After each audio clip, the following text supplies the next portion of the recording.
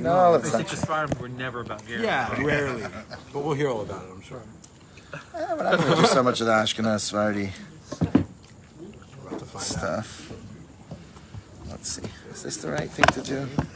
Just do the Instagram one from down here. There's no About app. what's Just a sign good into all your apps. I've not figured that out yet, anyway. No, If there but- is.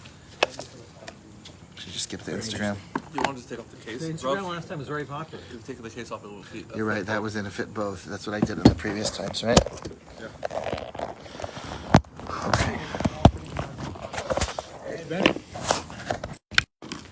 What's up? You got a good, got an opening?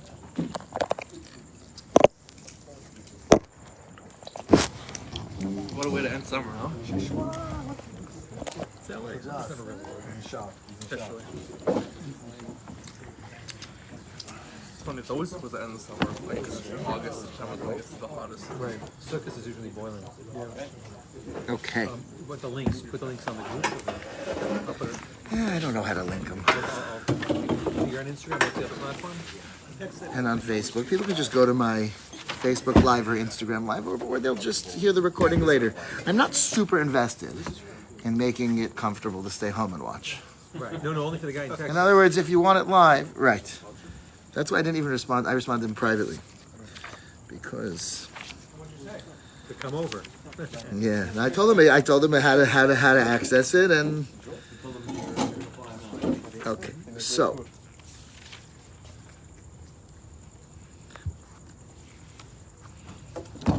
let us begin. There's so much interesting stuff. But let's introduce. I'll read you from the Rambam because he quotes the Gemaras and brings them together about conversion. B'shlosha dvarim nichnas Yisrael lebris, mila tvila korban. When the Jewish people entered their covenant with God at Har Sinai, they entered the covenant with mila and with tvila in a mikvah, and by bringing a korban. Mila happened in Egypt, so it wasn't right there at Sinai. It happened earlier, that they did that before the korban Pesach. Moshe Rabbeinu gave him a bris mila. The tvila in the mikvah happened in the Midbar just before Matan Torah, and the Korban as well. And then he says, V'chein l'doros. Now we learn from there that for all generations, if kishayirtza hagoy, when a Gentile wants lihikones libris, so when a goy wants the following things: to enter the covenant, ulihistofev tachas kanfei hashchina, and to find shade or to participate under the wings of the Shekhinah. So there's two things he has to want. Firstly, he's looking to enter the bris, to enter the covenant that Jews have with God. And the second thing is he wants lihistofev. It doesn't say if he wants to keep Shabbos and kosher, right? It doesn't say that. He may have to do those things later. But what's conversion? Says the Rambam. It's a person coming likanes lebris lihistofev tachas kanvei Shekhinah v'yekabel alav ol Torah. And he accepts upon himself the yoke of Torah. This is a loaded phrase. He accepts the Ol Torah on himself. So, tzarich mila, tefillah, v'artzas korban. In all generations, a person requires mila and mikvah and korbanos. If it's a female, no mila, just mikvah and korbanos. Shenemar, because it says kachem kager. So we compare converts to the Jewish people originally, and therefore that wasn't a conversion. They weren't going and becoming Jews. That was a different thing. That was, right? Their Mila was for the Korban Pesach. But we learn that the process is repeated similarly to create Gerim. So were they Jews? Were they going when they ate the Korban Pesach? Is like an irrelevant question. But we learn those three things from that experience for all generations. The Rambam says, when the Beis HaMikdash is rebuilt, any person who converted throughout history would then go and bring, if they're alive, then they'll go and bring their korban in the Beis HaMikdash. So they owe the korban still, but it's okay. They are a full and complete convert without it. It's just a halacha that they have to do that korban later. Yeah. On Chias Mason, you're saying? Where do we source that? Tell us three ideas. How do we source that? Okay, so that's a Gemara in Krisos. Why are we looking at Chias Mitzrayim as the source for That's a Shalosh Shudas question. which one? The first one is In other words, what I mean by that is like when the Torah says that the 39 malachos are learned from the Mishkan and that's learned to Shabbos, let's say. So what's the connection between the Mishkan and Shabbos is it Is he using to kind of Kachem Kager. So the Gemara in Krisos Tav Tes brings Kachem Kager to teach you that B'Shlosh Dvarim Nichtas Yol Bris, and we learn them from there. So this is a Gemara in Krisos. The Rambam lays it out, which is the right question. And why are we looking at this as the paradigm for Geirus as opposed to, because they were Jews? So no, I don't know. I mean, they were entering a covenant with God that didn't exist before then, and the pasuk learns out that that's going to be the prototype for later ones. But it doesn't mean that this was the first Geirus, and now we're all. That's an important distinction that answers a lot of questions that some of the Achronim have on the Rishonim. The way the Rambam expresses it, it wipes away all those questions. It's not saying this is another Geirus. Just as an example, we're going to see what happens if a person has Mila. And then they haven't healed yet, so they don't go to the mikveh. The halacha is they wait until they've healed in order to go to the mikveh. So what happens if they have a Mila on a Thursday, right? And now they're not going to, for Shabbos, they're going to be sort of halfway. Do they keep Shabbos or not? So we're going to get to that soon. But some people wanted to learn that out from the Jews keeping Shabbos in Mara before the Har Sinai, before the Tefillah. And that's not so straightforward, because if you say they were Goyim but they kept Shabbos, I don't know. That's not necessarily what this Gemara is doing anyway. Okay, but now I'll just tell you a little bit more, just to get us into this a little more. A ger shamol v'lo taval, a convert who has a Mila but doesn't go to the mikveh, or vice versa, is not Jewish. So a guy just goes to the mikveh or just has a Mila, eino ger ad sheyimo v'yitvo. What happens now if a guy doesn't have a bris milah? For example, when he was 11 years old, his parents decided that he was trans. And so there's nothing left. And now, right, it's called nichras hagid in halacha, right? He was a victim of a horrible child abuse. And now he's an adult and he wants to become a Jew. So it would be similar, the halacha says, and the Gemara goes, this would be similar, and this is Paskin Shalach, it'd be similar to a woman. A woman doesn't have a possibility to do bris milah, so then it's not necessary. It's only if you have that orla needs to be removed. What happens if somebody was circumcised as a baby in the hospital by a goy? So it's not a milah, but there's nothing left to cut off. How does that work? What do they need another thing, right? Hatafas, is there some other way to do this? Or, and we'll get to a few of these questions soon, what happens if they thought the baby was Jewish? So in other words, then the mother discovers that she wasn't really Jewish at all, let's say. Or the mole discovers later that they didn't tell him that this woman, I don't know, Rebecca Katz, actually her mother was not Jewish, and she was raised Reform, and when she became religious, she didn't realize that she's not Jewish, right? So if you did a milah, what makes a milah is the question. So there's a Tosfos who talks about this. And Tosfos says, what happens for the people that had bris milah from the covenant of Avraham? When they came to Mitzrayim and Hashem said to do a bris milah for the Korban Pesach, what did they do? I mean, they already had a circumcision from before, but it was a different kind of circumcision, right? It was for the Avraham covenant. It was for the Bnei Keturah, the Arabs, right? Some of the Arabs still do this. So it's not the same thing as mitzvahs milah. So what happens if an Arab today, the Rambam understood, and this is the halacha, according to the Rambam, that the children of Keturah still have to do bris milah to this day because of the covenant of Avraham. So what if you have Abdul shows up, says, I want to convert to Judaism. And you check him thoroughly for explosive devices, and so you welcome him, right? He's, I'm joshing around, right? You check to make sure he's not coming to marry a Jewish girl. So this guy, right? And he's sincere, and that's certainly happened. So does he need another bris at all or not? So Tosfos seems to say, and it's a discussion, maybe not. Because the purpose of the bris, even from the time of Avraham, was to make a covenant with God and separate yourself from the nations. And therefore, this person was doing something like that. Practically, halachically, we are going to give a Tavas Tam bris because of the other shittas and whatever, which we'll talk about. Okay, so now let's get to some interesting things. What happens? How do you do the conversion? Let's read a little bit about that for a second, and then let's find out we'll jump right into like, when is it absolutely not good? When is it maybe not good? What happens if they convert and then you see them, eating in McDonald's a week later? Arby's. Or this piping hot Arby's. Ketzad mekablan gerei hatzedek. The Rambam says here, let's read a little bit here. This is fascinating. What's the procedure of accepting righteous converts? What's the procedure? So this is from a Gemara in Yevamos. The Rambam is not even... Gentle, you left a big piece. You said before that the yoke of Torah. What does that mean? Right. Kind of jumped into he converting doesn't them. really explain exactly what... Kabbalas HaMitzvahs? That's what it sounds like. So it's interesting because Kabbalas HaMitzvahs is a broad term. I mean, we do have in Shema that we have, right? Kabbalas Al Malchus Shemayim, and then Kabbalas Al Mitzvahs is the second chapter. Okay. Right? L'haim Shema is the mitzvahs. Kabbalas Al Torah is not Kabbalas HaMitzvahs. It's something else. And the Rambam elsewhere does talk about Kabbalas Mitzvahs in terms of not accepting somebody who won't be Makabal the Mitzvahs. So the Rambam later, in the Laws of Malachim, when talking about a goy, what happens if a goy shows up and says, I'd like to be something in between a goy and a Jew. I'd like to do these mitzvahs, but not those mitzvahs.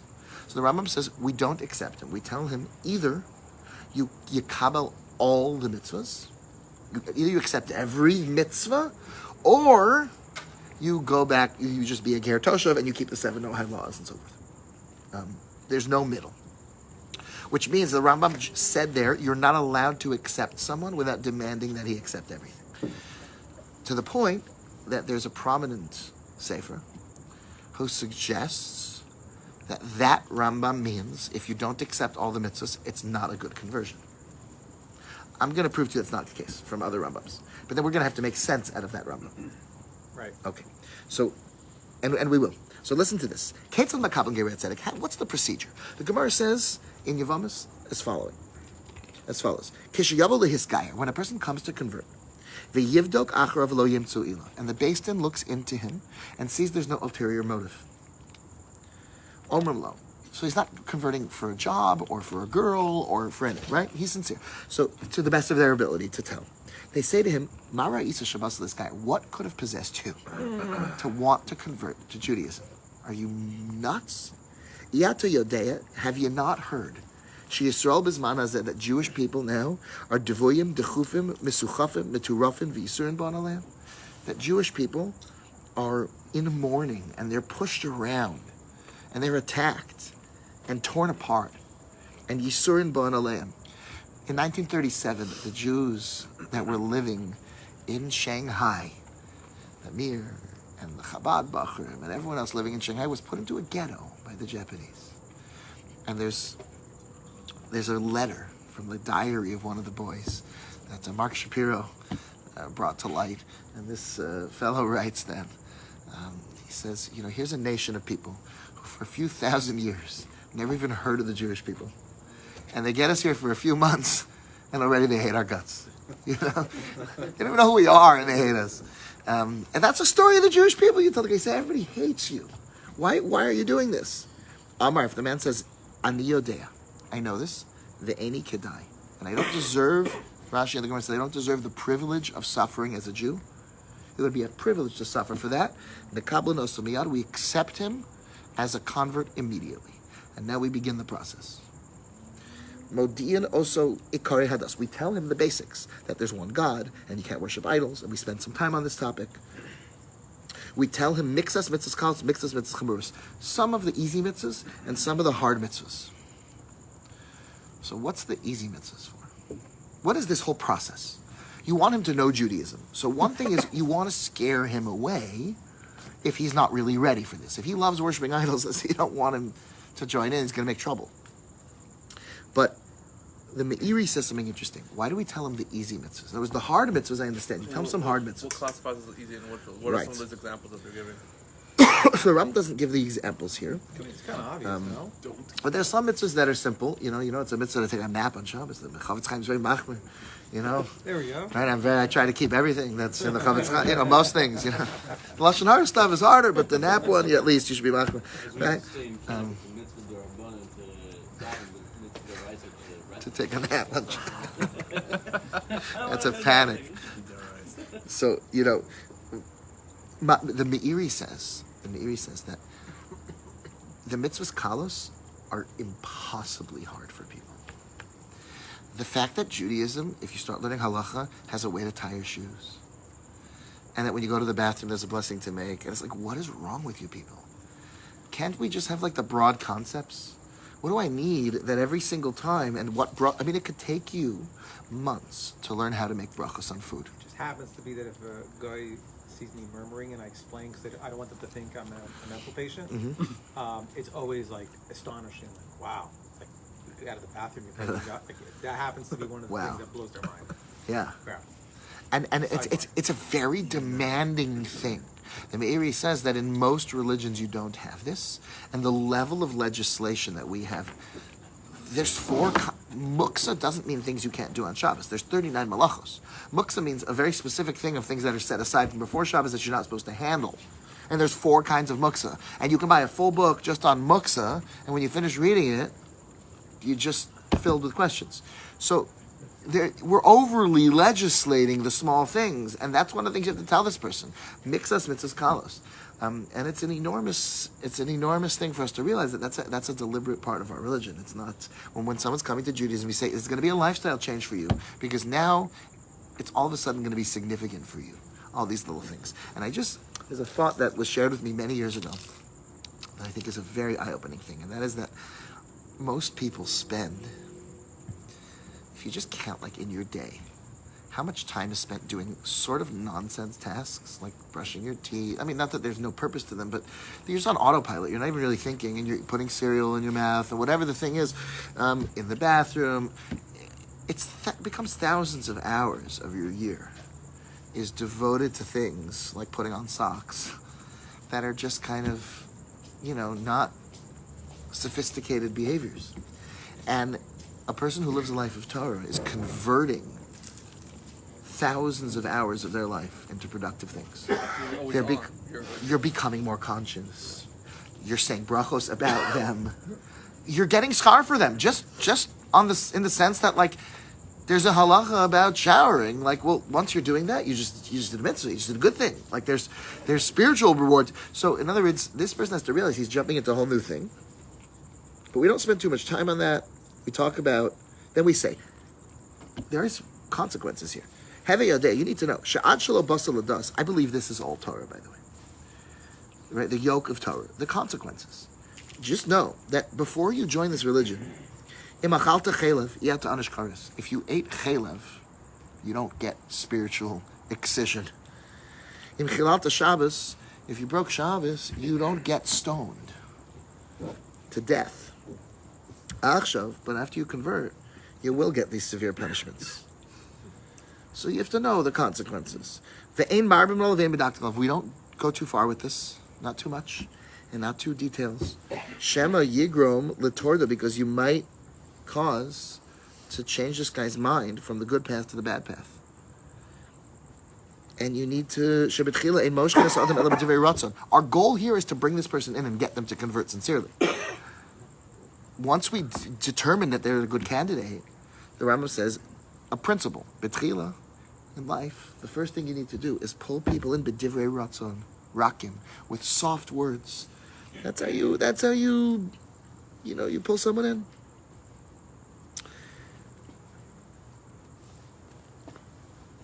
Okay. It's interesting because without the Beis Hamikdash, these consequences are not effectuated, right? So Kares is the same thing. Right. And Chil Shabbos is, and then... Not to say we play it down as if it's not true, but... Right, it's going to be less of a... This person is not seeing people... He's not burnt at the stake, right? Right. Things like that. That's all. Yeah. The truth is that one absolutely fascinating thing, about all of this, is that nowadays we don't do any of this.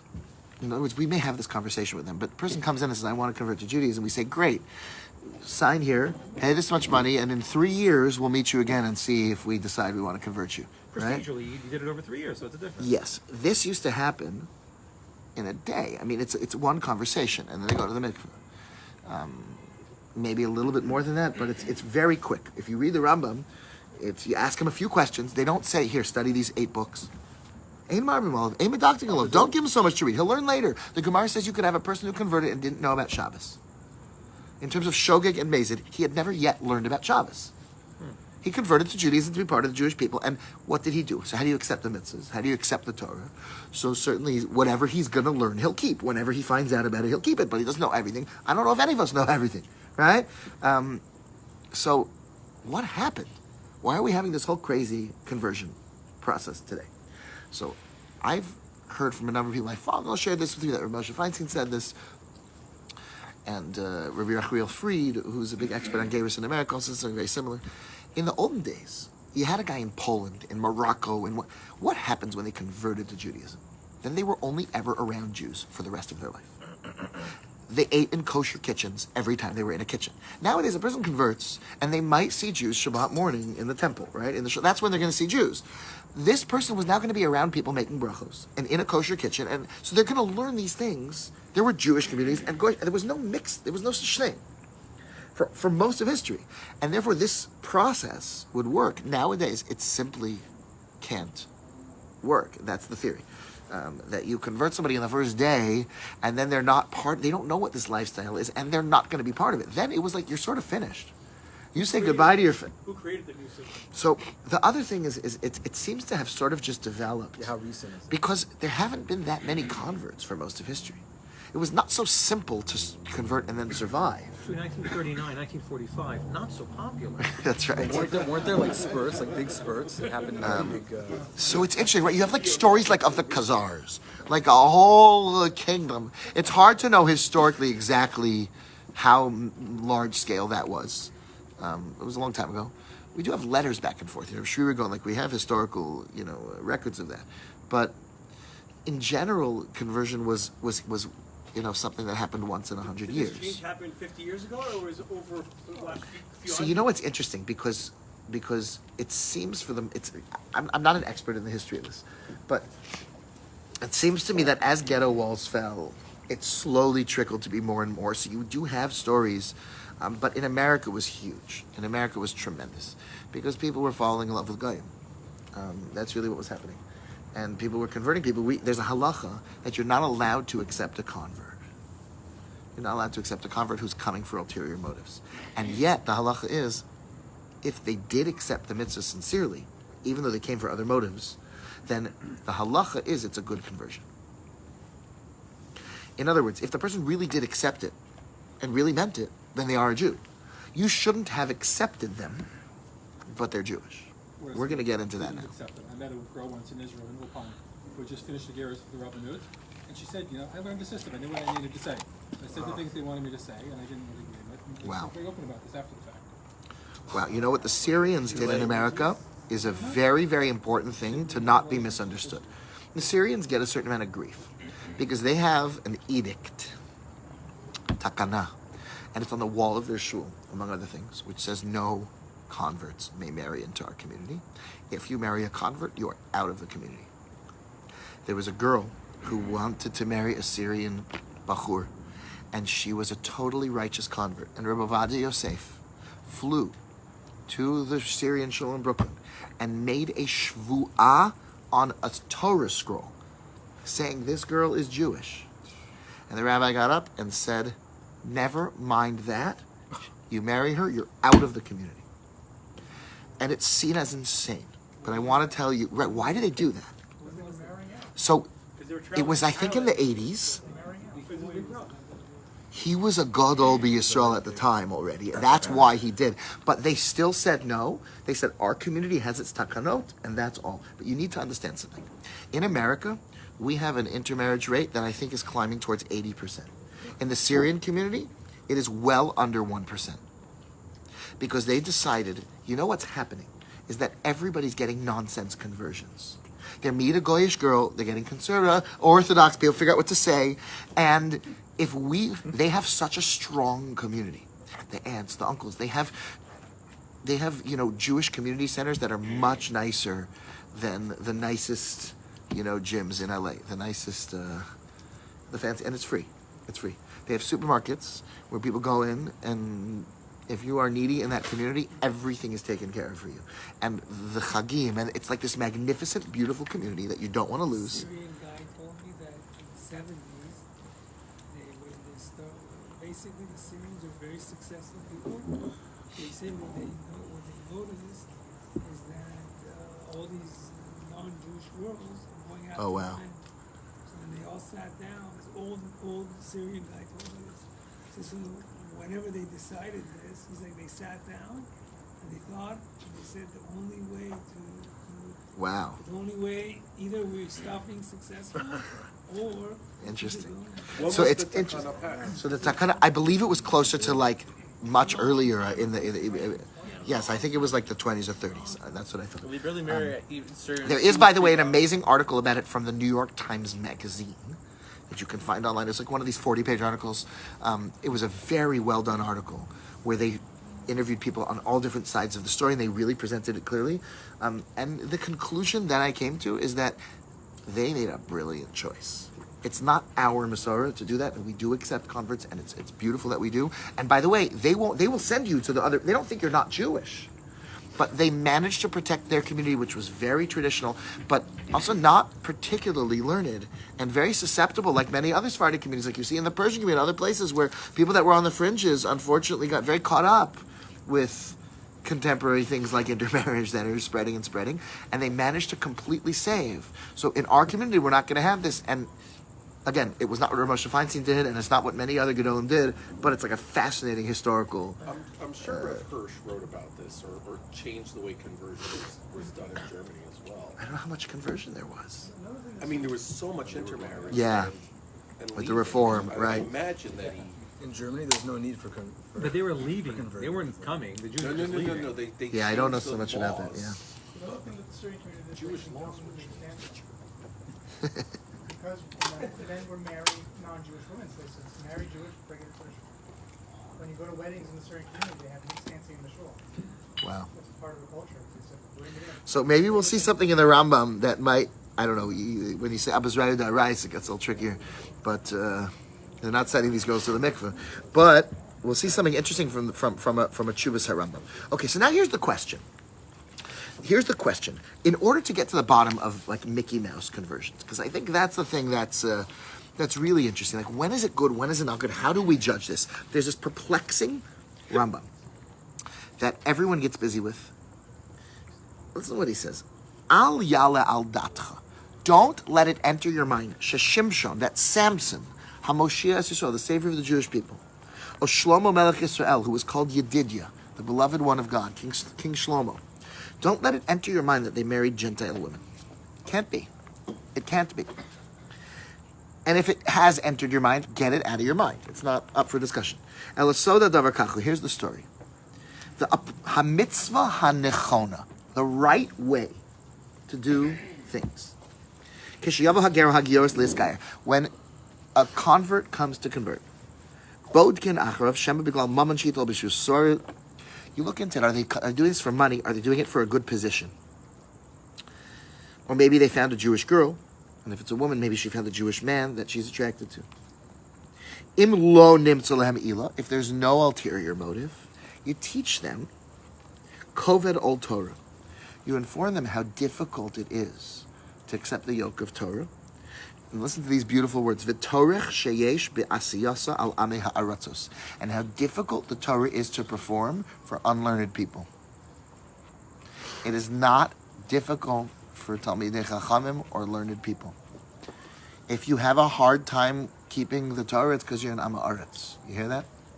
Amei Aratzot, simpletons, find the Torah to be a burden.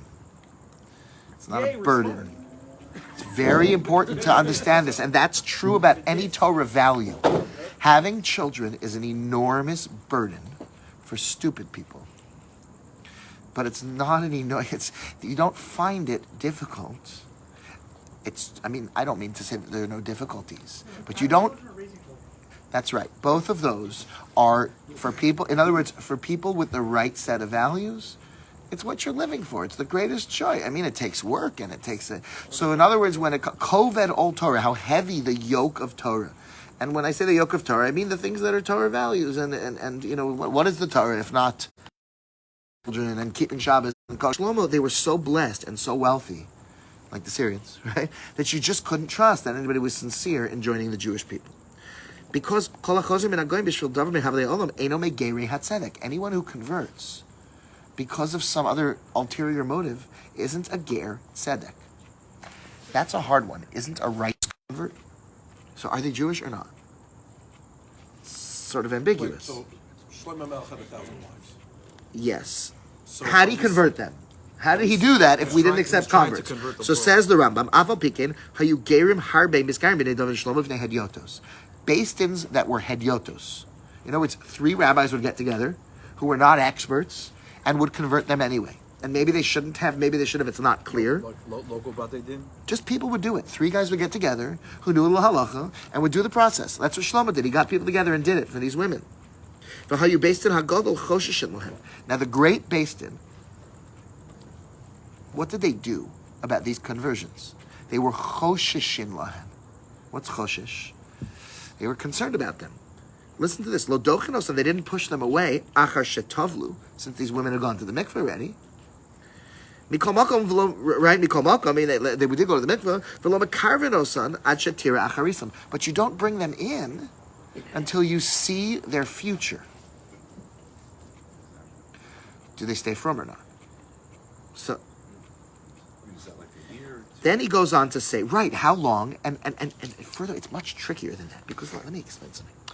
I had a boy in my class in Eula who came in and told me one day that just recently his family started keeping Shabbos, which was very exciting, except that his mother, right, was not born Jewish.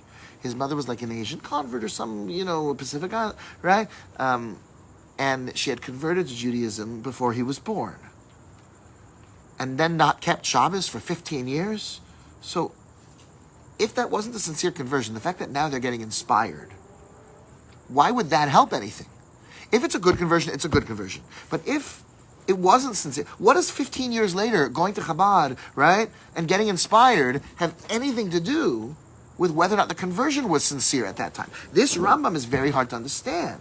If the choshishin lahem achi is right, we're choshish to the point that like every achron gets busy trying to figure out this Rambam. The Rambam then goes on to say about Shlomo that this is why the pasuk considers his wives like goyim, even though they weren't goyim. The pasuk says like because they continued worshiping idols and doing these other things, the pasuk gives them a really hard time and considers them. But they. So then the question is, well, then why did he stay married to them? I mean, if halacha says that once they're worshiping idols, they're goyim, then why did he stay married to them? And it was very tricky to figure this out.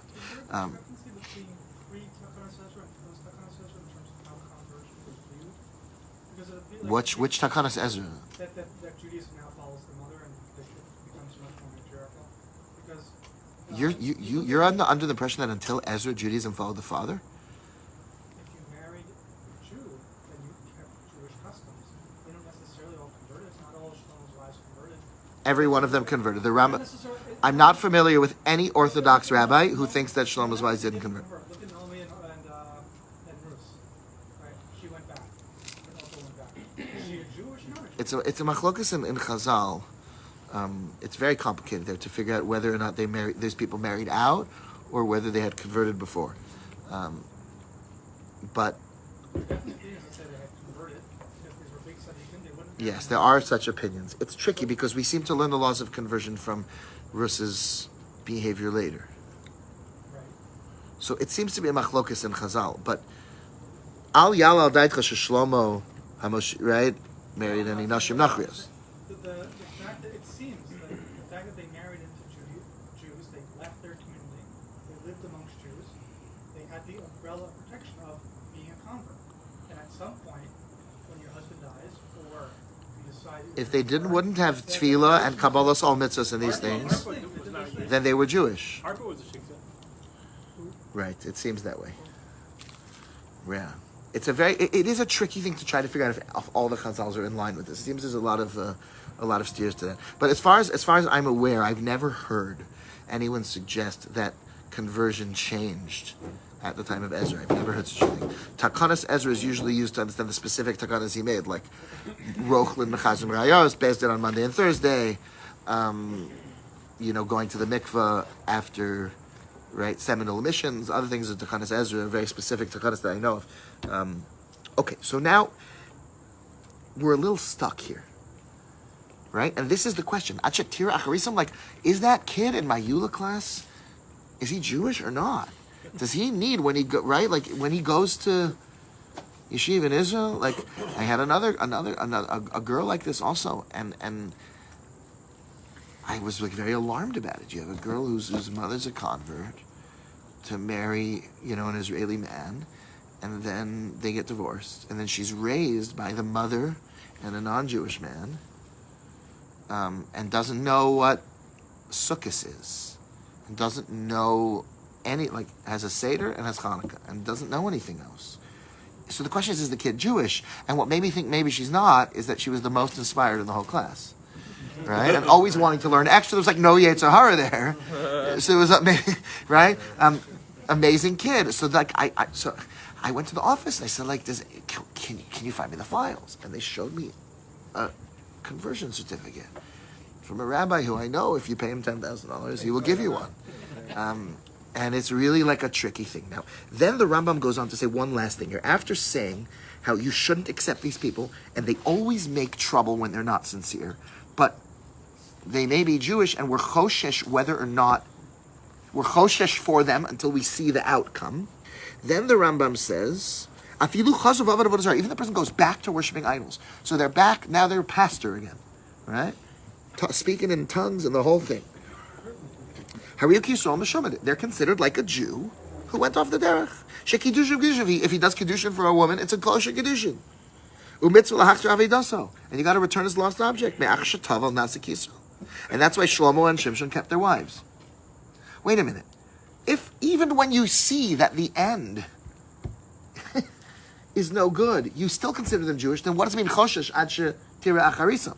It's perplexing. And then he finishes. And because of what I just taught you, our sages said that converts are a blight upon the Jewish people like leprosy. Because the majority came for ulterior motives. And therefore they mislead the Jewish people. And it's very hard to get away from them once they've converted. They're now part of the community. Look what happened in the Midbar. That's the only reason we worship the golden calf. And Rov Anisyonos Ha'asaf Sov Hayabehen. Okay, wait. So, because of this, our sages gave a really hard time to converts. There is another halacha in the Rambam that says that if a person converted to Judaism and then they're not observing, you're not supposed to let them marry other Jews in the community. They can marry people on the fringes, but other converts and other things, but like into the mainstream community, you limit them and you don't allow them in. That's another such halacha. Only the first generation. And that's what it means, choshishin lahem.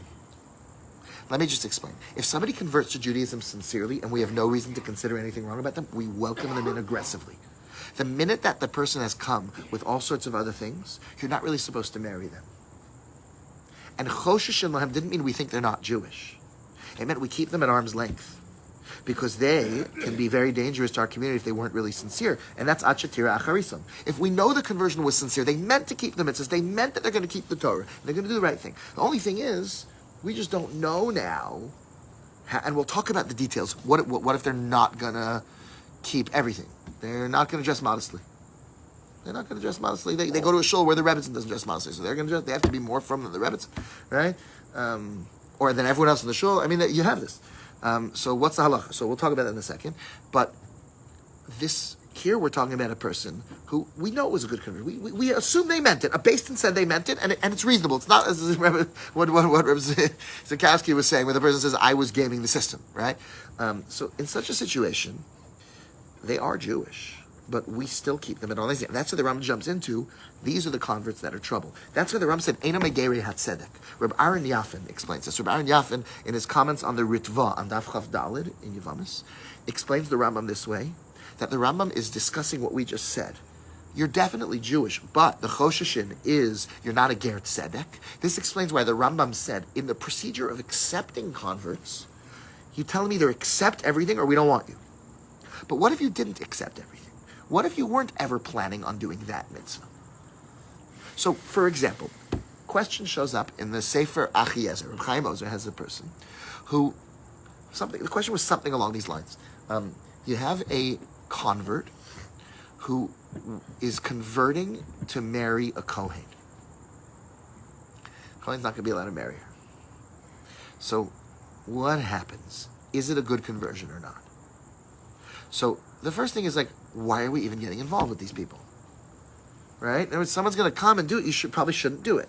Reb Chaim Moses says, listen, when it says, the Gemara says, what? You should do it out of spite. It's your lesson.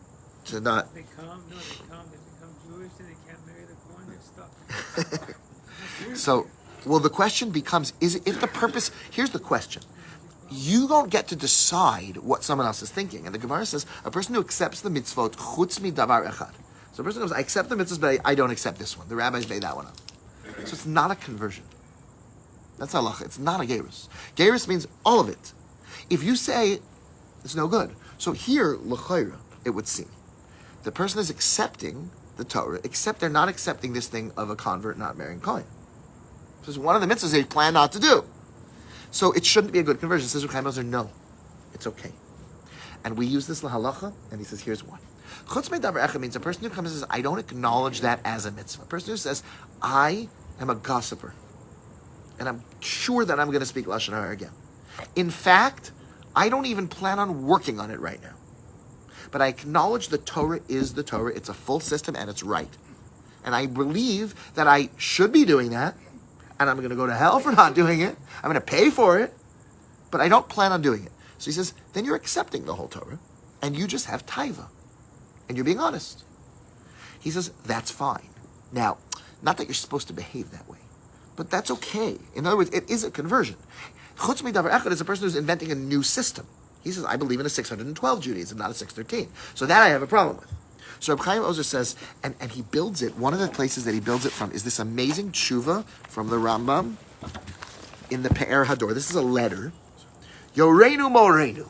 He wrote to the Rambam, let me ask you a question, our teacher. Binyamin, this happened, I guess, in Egypt. A guy named Binyamin bought a shifcha yifat toar. He bought a beautiful slave. V'hu bachur, and he's single. And she lives in his house. And the house is big. After all, he lives there with his father's wife, his father and his father's wife, and her 3 daughters. Now, after 3 months, right, the stepmother gets in a fight with the stepson. And they went after him and went to the judge and said, they snitched on him. Hilshinu, I'll keep a beso shifcha goya. It's a Gentile, maybe a Christian, and some of the sources say no Triya or Goya. And then he's often in locked rooms with her, and the judge should do something about this. So the judge called the woman in and asked her what's going on, Say judge, you mean and Jewish? scared her. It's not clear. It may have been a Goyish magistrate. They snitched on the guy, and she told the truth that they're involved in a relationship. Stepmom and the son. No.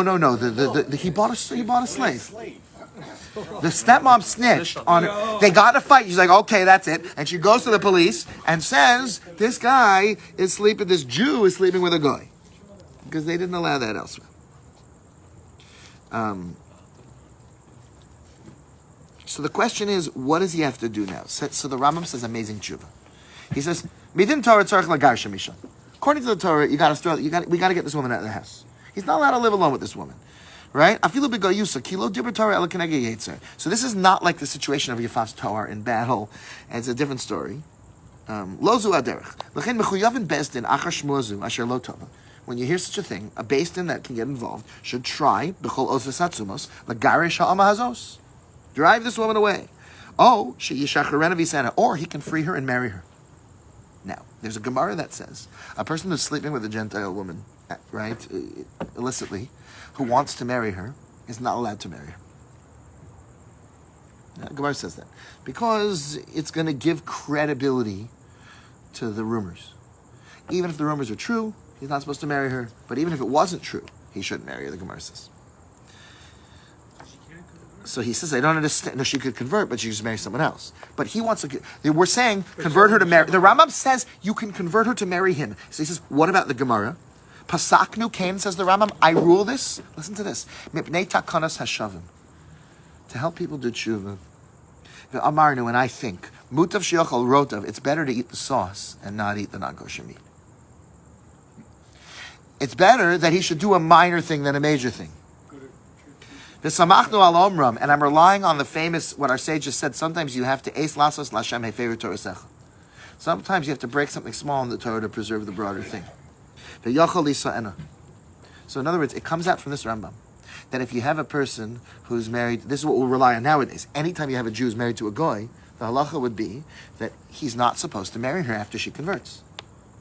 And we will completely ignore that because otherwise he's not going to become Jewish at all. They're not going to become from at all. This guy's going to stop keeping the Torah and mitzvahs. They're getting inspired. They're going to have a good Jewish home. So the Rambam says, this is the better way to behave. You should do this and let him marry her. Now, this comes in a lot of places. Sounds like a mitzvah above Avera. Sounds like Mitzvah Avera is a very, very specific sugya, and it has to be that the Maisa mitzvah is the Maisa Avera. It's like very specific. Like Tosfos talks about for Pru Uravu, if a person has a child with an Eshes Ish, right, or Mamzer or something, he can be Mekayv Pru Uravu because the penetration is the Isser, and the Pru Uravu is Mekoyim with the ejaculation. So those are two separate things. So in other words, the mitzvah is a very specific sort of halachic challenge. But you're right. Now, what you see from here, that you have to be able to have a broader perspective. And so this shows up in a whole bunch of places. As an example, it shows up for an African woman with dreadlocks who wants to convert, and she doesn't want to cut them off. She spent 40 years growing them, or 20 years growing them. It's a whole complicated thing. Right, so what's the problem? The problem is that going to the mikveh with dreadlocks, you know what your wife has to do to comb out her hair? Like, for a regular person, it's a major job to comb out their hair for the mikveh. So this is a real chatzitza.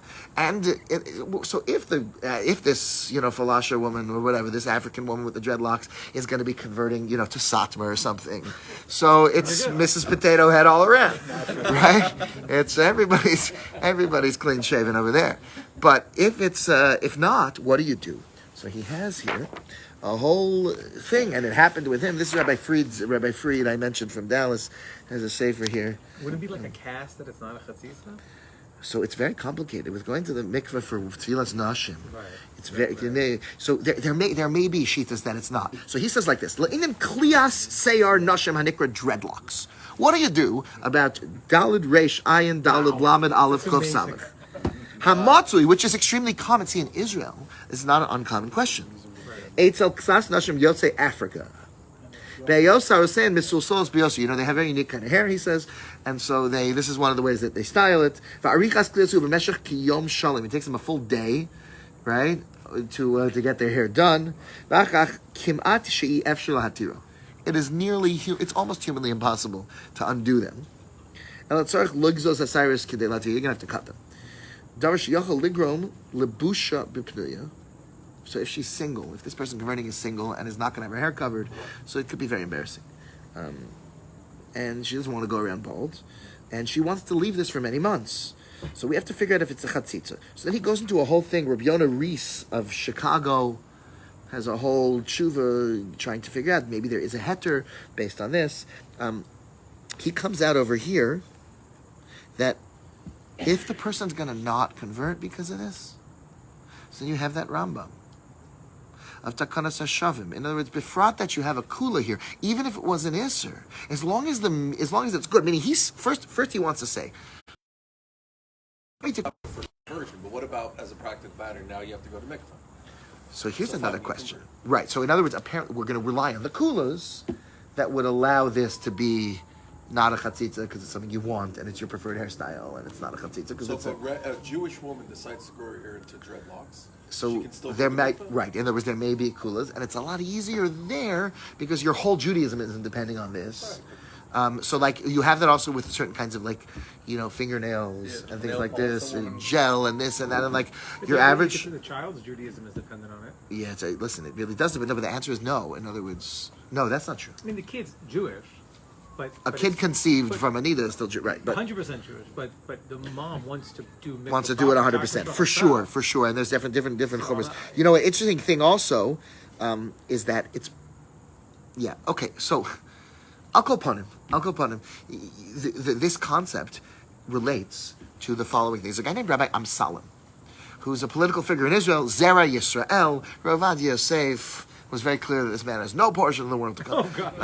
But he was very influential. He wrote a sefer on Geirus, and in general, he's very one of the spokespeople for the following idea. And the idea is this.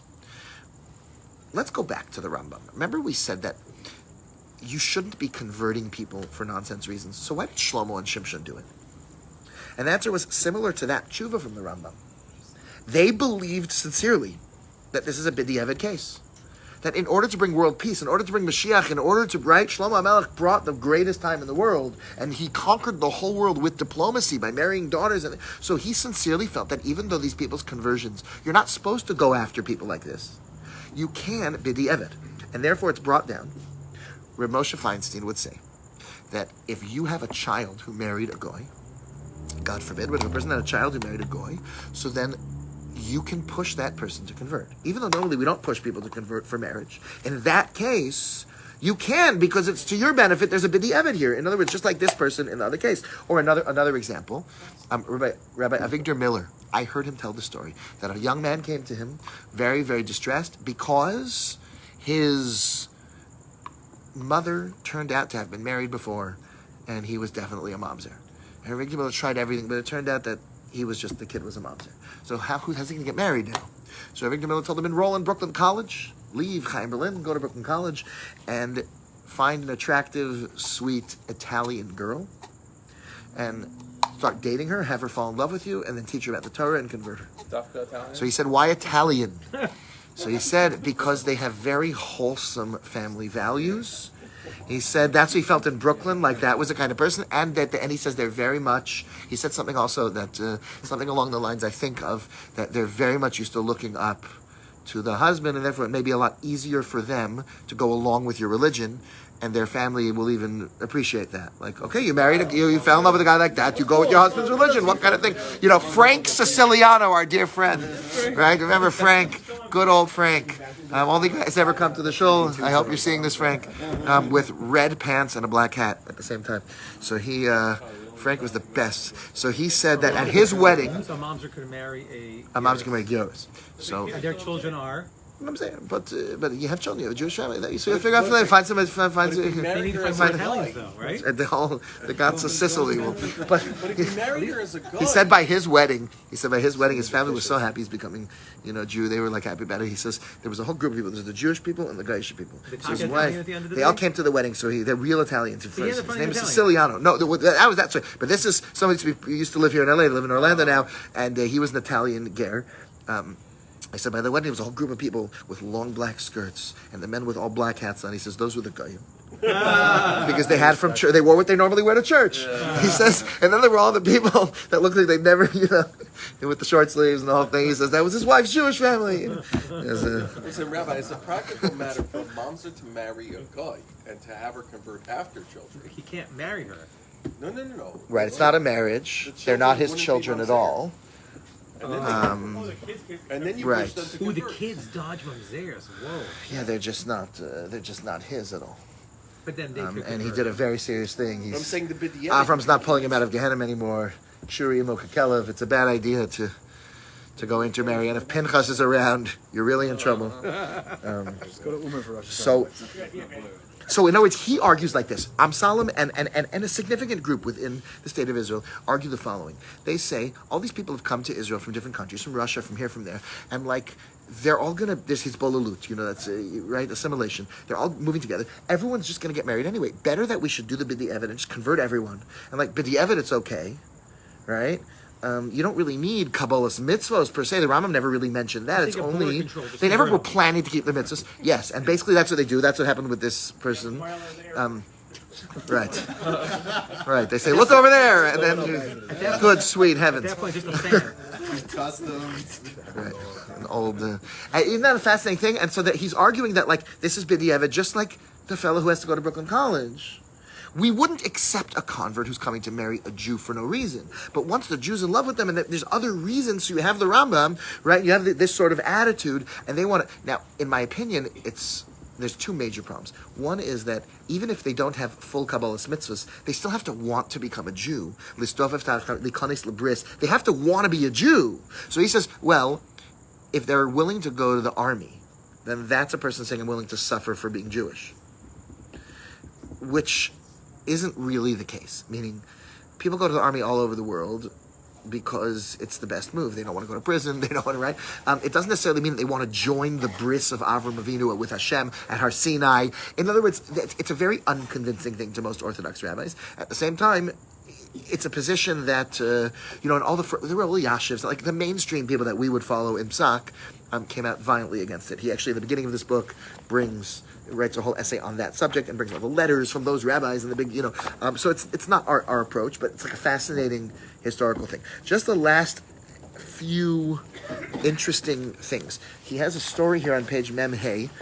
I was telling you about people that had a bris milah as a goy. So listen to this one. This is a fascinating guy. In the year Tafshin Ayin Zayin, there was let me just see how we're doing on the time here. Perfect. There was an older goy, about 70 years old, who wants to convert, and he says that when he was a little boy, he had a bris, so he only needs hatafas dam bris. But the mole here in Dallas, he says, checked him out, and this happens sometimes. When people have a bris, sometimes some of the foreskin starts to grow back. If you didn't do what's called priya, which is part of the halachas of bris milah for a Jew, then sometimes the foreskin can grow back. Ukimat kol ha'ataris. The whole thing, there's no way to tell. So they took pictures, which I have here for you.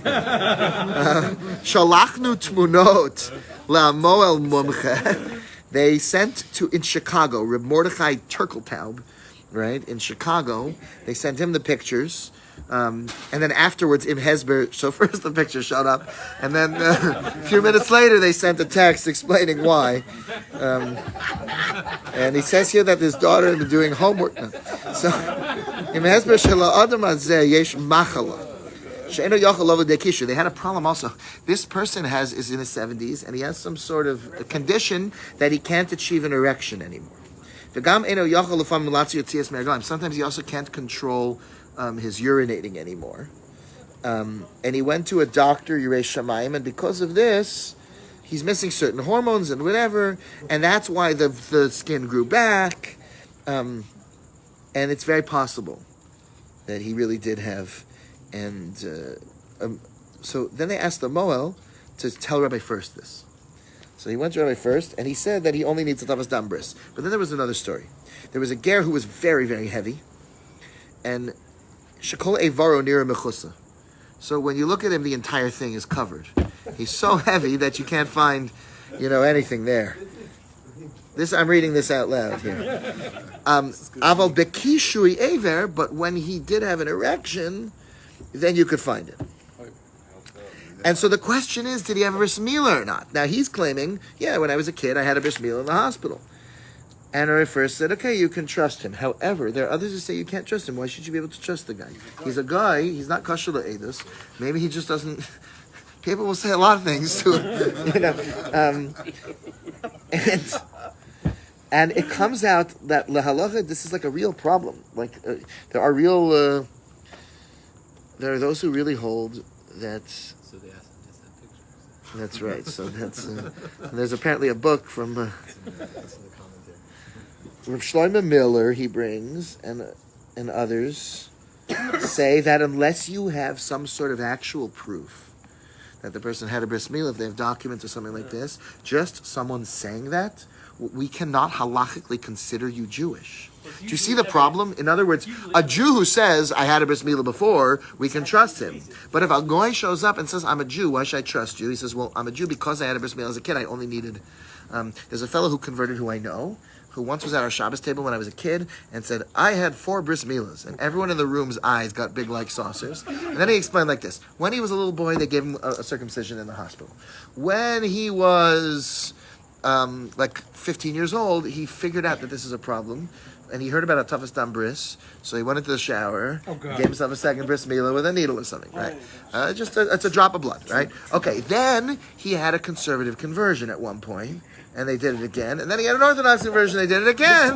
So he says, listen, he's just happy to be able to say in public situations, I was circumcised 4 times, and apparently that was good for.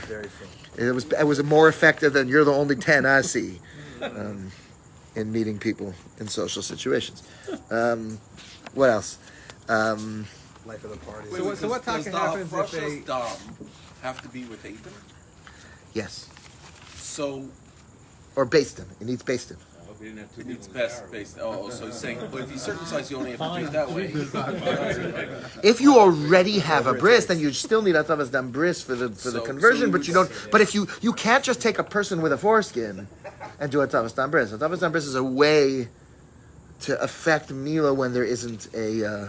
So something you said earlier about seeing how they turn out. So today, somebody comes, whether they trick the system, as you say, or maybe they... No, so right. So what what happens? do you say nowadays? Let's say you would know somebody who meets a girl, falls in love with her, converts her, and then they're not 100% 3 keeping days everything. later, you see So- them at Arby's. Right. So the truth is, it depends. In other words, the Rambam would say that unless it's absolutely clear that the conversion was nonsense, which sometimes it is, right? If it's very possible that it was like the Achiezer said, that this person knows the mitzvahs, and they believe they're supposed to do them, and they believe in God, and they just have weaknesses. After all, in their community, many Orthodox people will eat non-kosher dairy food, or it's vegan, and they forget about bishul akum and other things that are real halachas. And it doesn't make them not Jewish. They believe in it, and they meant it, and they didn't mean they're going to be perfect, but they meant, I want to be part of this, and I want to follow the system of rules for the most part, in which case, that person's Jewish. Now, if you're not behaving well, we need to keep them on the fringes of the community. Don't let them marry it. That's the Rambam says, if they will wind up acting from, great. If not, you need to kind of marginalize them, because as the Rambam said, they are a grave danger to the integrity of the Jewish community. They're not really bought into this. I mean, but they are bottom line is, Jewish. If the RCC decided to do a conversion, we can say it's 100% a good conversion. Generally, yeah. Even if they're not keeping. Well, but yes, 3 days. yes, and right. You know, it's if literally they walked out of there, right, and immediately posting, which happened generally to speaking, our dear friend Kylie Lobel. Someone in her conversion class literally left the Bezdin on the same day that she did and went directly to like a pig restaurant. And posted pictures about it, right? To celebrate was her favorite restaurant. Like, Adopt a pig. oh, because he was marrying a guy whose family would only allow for the conversion. He didn't care, she didn't care. They did the conversion, and then they went out to eat. What? Some just want to be part of the tribe. Right. I think in this case it was just the tribe. So now there's another interesting thing here is we talked about like what if a woman is not going to cover her hair? So if you're a Jewish woman and you're not going to cover your hair, okay, you're not keeping everything, and who keeps everything, right? I mean, let's be honest, right? Ein tzaddik ba'aretz, hashiyasa tova lo yechta. Like you're a Jew, and that's all. But if you're a goy converting, so is that chutz l'davar echad or not? And even if not, how does that work? Can you convert a person who you know it's not going to happen? So this came to Reb Moshe, and it came to Reb Elyashiv. And here's how they phrase it here. Bekihilos ka'ela. In communities, in a modern Orthodox community, Ivanka Trump is like a famous example of this, right? Is she Jewish or is she not? Yes. So we believe she is. Thank you, Borat, for that one. Isa nice to be a Jew. She'en rov neshei kehila nogos b'levush tzanua kedin. Let's say you have a community where the majority of the women do not dress modestly, as the Shulchan Aruch requires. Everybody's got sleeves above their elbow. Everyone's got skirts above their knee. There are those who say that if she was educated in such a community about Judaism, then this is not considered chutz l'davar echad. And like it's different. It's like a Jew who just doesn't know. Even though the Dayanim tell her, you have to do this. You just think that, in other words, if you would go to Satmardan and they say, and you always have to, wear a little pillbox hat on top of your shaitel, and you say, yes, Rabbi, of course, but you don't believe, you think they're just taking it too far, or that's their custom, but they don't believe it. So he says, this person doesn't believe that the Torah says you have to cover your hair. They think, listen, it's a chumrah, and all these black hatters are very into it, but it's not really a real thing that you have to do, in which case it doesn't disqualify the conversion. If a person is keeping what their community keeps, But Rabbi, B'di'evet havik Geirus. Rema Shadon Hagram Gross. There's people that wrote about this, and they'll say, basically, this seems to be the consensus among poskim, that a person is expected to be keeping Judaism no more than the level of the observant Jews around them. And therefore, even if they're falling short in something that's a real Torah thing, and you know before they convert, they're not going to do that. So, okay, they're not going to do that. But that's what the Jews around them, so they're not dismissing something that they understand is Torah, and they just don't want to do. Rather, they're under the false impression, and there's nothing you can say to them that's going to convince them this is the case. So when I hear from, they have signs in Yerushalayim, certain neighborhoods near the Mir, that Rebbe Yashiv said, any woman who wears a sheitel, it's terrible. You're not allowed to wear wigs. You can only, right? They bring that from Rebbe Yashiv. I don't know if he said that. Certainly Rebbe Yosef was very strong against sheitels and others, but they bring from Rebbe Yashiv. The new sheitels, it's only the old ones in Europe that look like a wet cat, but nowadays it has to look like a wet feline. Otherwise, or whatever, you know what I mean? Like, otherwise, it's, if it looks so nice, it's even worse. All different attitudes like this. So, I don't know, did she? No. Sure? But listen, Rabbi Tzidchaya Moshka, did she? Yeah. She dafka didn't. She usually wore hats. She usually wore hats, even though the Rebbe was a shtickle against hats. That's the interesting thing. But Rav Moshe's wife, listen, there's very reliable things. So when I hear that Rabbi Yashiv said, it's also this and that, there's no rabbi in the world who can convince me that's the halacha. I'll just be convinced that's a legitimate position. But that's not our Masorah. So that is the same thing that these people are hearing, and therefore that's an important klal. Even if you see the person dressed, if that's the way modern Orthodox women who keep Shabbos, who keep kosher, who believe in Hashem, but they're not as careful about this or that thing, so then the person's conversion is legitimate. If that's the community, that's where they daven, that's who they're around, and they think like the whole thing is a chumrah. They don't understand. How far can that be extended? Yeah, I was thinking the same thing. Right. So then Reb Chaim Ozer actually says that when he talks about. He mentions reform specifically. He says, once we say that it's l'te'avon, right? A person wants Judaism, but he's going to behave how he wants anyway, because he's, right, we said before, Chaim Ozer, the Achiezer. So then he says, what happens if they have like a reform conversion? So he says, first of all, he says two things. First of all, you have to want to accept the Torah. So if they're teaching you something else, they're saying, you know what Torah means? Tikkun olam. It means not to use plastic silverware ever under any circumstance. That's what the Torah is all about. So such a person is teaching you that. So like, did you convert? Yeah, you converted to a brand new religion, right? Called, wokeism. I don't know. It's a different thing. But it's about the name? No, it's a different mitzias. If you're accepting this Torah, fundamentally, then this is fine. But then he says, if a person doesn't keep anything afterwards, it's like an anan sadi, he says, that they didn't mean it. If they keep nothing, if they're keeping the bulk of Torah, but there are things here and there that it makes sense that a person with taivas would have a challenge with, and therefore they don't do it, so then that doesn't disqualify conversion. To what degree Shabbos kashrus? Like to what degree? 'Cause Exactly. It seems that nowadays, right, it's like, what if they're not keeping Shabbos? Right. So it seems that would fall under Reb Chaim Moses, but it is, in a certain way, it's a judgment call. Like, what if they tear toilet paper? It depends, what are they doing wrong on Shabbos exactly? What is the thing? What's the nature of that thing? Do they accept Shabbos clearly and they're just, they think that... going back to the early Rambam, the early Rambam says, you teach them a little bit, the severity, a little bit light. So these guys you convert in 2-3 days. Yeah. Right. And then you notify them, hey, by the way, and they're like, that's nuts. Right. I'm not doing that. Wait a I never knew that was on the to-do list. Exactly. What do you do with that person? Too late for him. If at the moment that he did it, he really meant... Sincerely meant I want to He keep didn't the Torah, sincerely know what he but was he didn't know Doesn't what he was matter. accepting. Doesn't matter. It's like a menu without prices. Just, let's see if there's any other things. I mean, there's always more things that we don't get the to. RCC, one of the kosher bestins who give Geirus, if they fail to notify you of something important, let's just say they fail to notify you. I'm not talking about Shabbos. I'm talking So about most of the time, the Gemara says, Hilchas Akulim Gerim him. In other words, if a person was doing it for a woman and never told you, B'di Eved, they're ger. You shouldn't have accepted them. That's all in Makablin. That's a din on Beis Din. So when it said either accept all the mitzvahs or nothing, that Rambam was talking to a Beis Din who has a guy who wants a Mickey Mouse middle Judaism, and the answer is either do this or do that. We won't say, do this, but you don't have to keep everything. We'll say either accept all the mitzvahs or get out of here. But realistically, if a guy didn't accept all the mitzvahs, he just accepted all Torah. This is Reb Aaron Yaffin's reading of the Rambam. At the end of the day, the Shulchan Aruch requires Kabbalah's mitzvahs. So the Shulchan Aruch says you need to accept the mitzvahs. But whether or not it's good b'di eved, if you didn't accept all the mitzvahs, sort of like the Achiezer was saying, is very, very open to conversation. It seems the poskim at the end of the day go with the Achiezer, and that's why you can, in many cases, you will see people marrying somebody, right? A Kohen will marry a woman that he converted to marry, and he shouldn't really do so. I'm giving up my kahuna, right? No. That's not what's happening.